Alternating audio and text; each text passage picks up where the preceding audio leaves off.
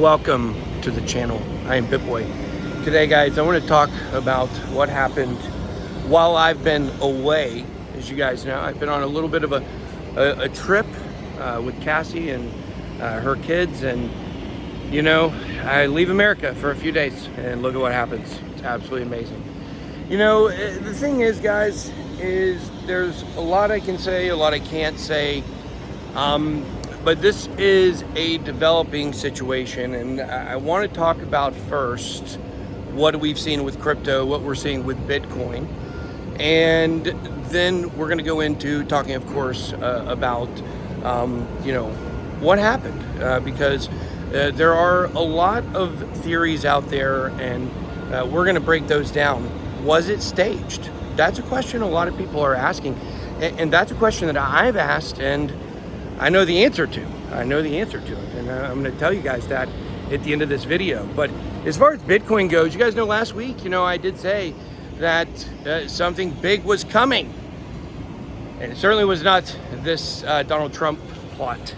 I thought maybe it was going to be Bitcoin. Bitcoin moved. It moved massively, and then it immediately dumped. And now we've moved back. It hit that $57,000 point exactly, pretty much, that I said was the decision point. It hit 57K, and if you decided to long off that line when it broke above, like we said would be a good idea, boom, look, you did some good stuff. By the way, in our Degen Substack newsletter, Leah and John Vibes, they called it 15X. I think last week maybe it was. So Leah's going to put out a tweet on it. I'm going to retweet if you guys want to go check that out.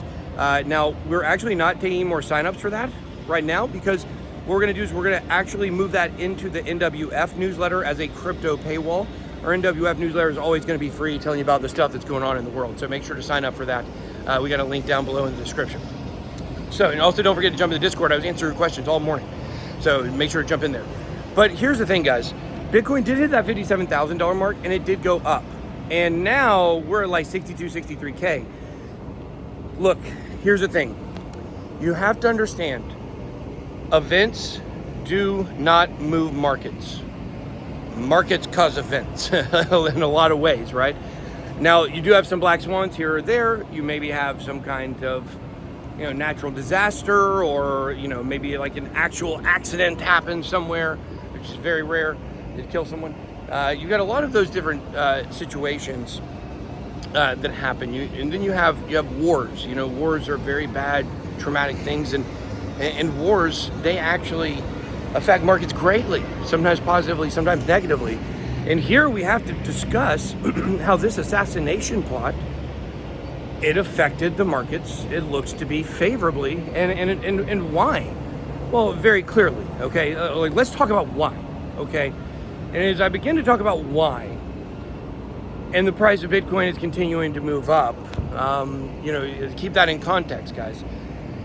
The why here is so important, because from my information sources, okay, that I spoke to immediately, I found out within 30 or 45 minutes it occurred. I immediately started firing off texts to my people, and you know, I noticed they didn't get read for a while, for a couple hours, and I knew why, obviously. And so sure enough, I finally get some answers, and was basically told immediately that he's very lucky to be alive. And guys, what we witnessed, let's be clear here. This is not the lone wolf, okay? This is not a lone wolf. This is also not directly tied to either of the big entities that are kind of in world controlling power. This isn't linked back to China. This isn't linked back to Russia, okay? We don't know yet who did this. I assume in the next 24 to 48 hours, I think I'll have a pretty good idea of who it is. But I've also been told, guys, that when it comes to this kinds of sensitive stuff, there's going to be some things that even I may discover that we may just have to have some, you know, some dead ends. And then hopefully down the road, maybe some of those dead ends, maybe they don't become dead ends. But what we witnessed, understanding that, guys, this was a legitimate attempt on his life. This was a legitimate attempt on his life. This was not staged.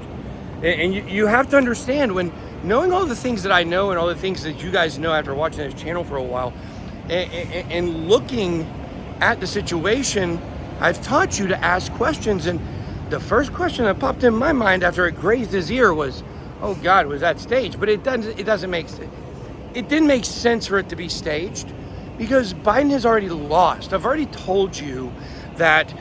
Now this does, in my mind, solidify the fact that Biden's going to stay in now. Nobody's being Trump now. Nobody's being Trump, and everyone knows it now. NATO last week said they were already preparing for a Trump presidency, and that was pretty interesting. And I've been telling you guys that punishment to Joe Biden, to the people behind Joe Biden, is just the crushing media narrative as he goes out here, and he's going to lose.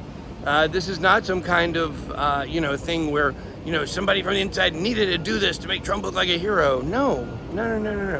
However, it does have to hit your mind, because you already watched it. This is the perfect pivot point for the media on Trump.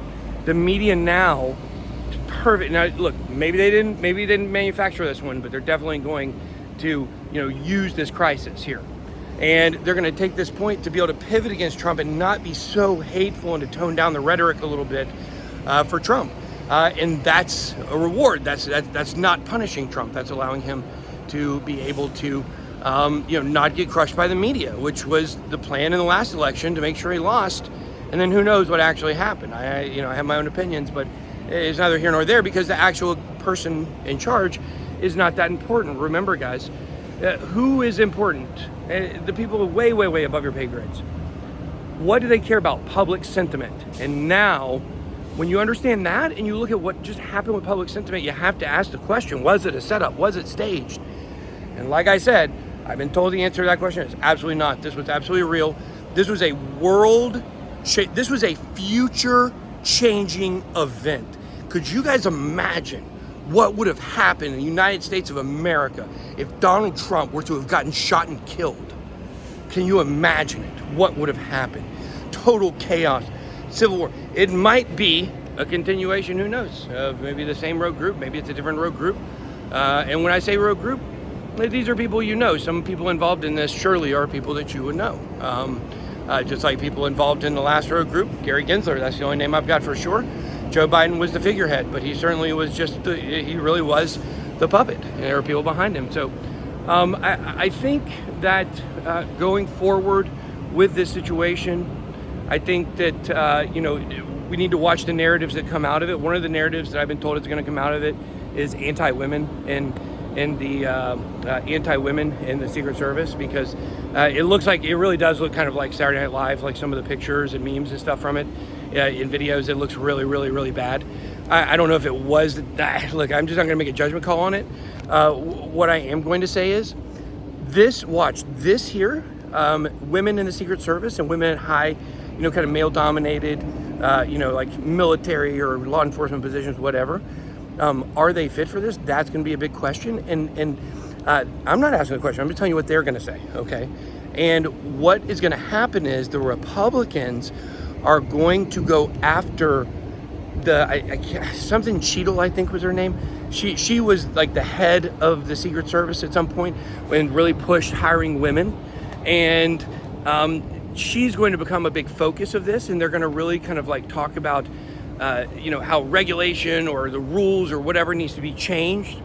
We need to get rid of these percentages, and that's going to be what the big narrative is going to come out, and they're going to talk about a lot instead of actually getting down to what happened, because we all know what they're going to say. We're going to say this one guy did it and he was a lone wolf, and I've been told it's absolutely not true.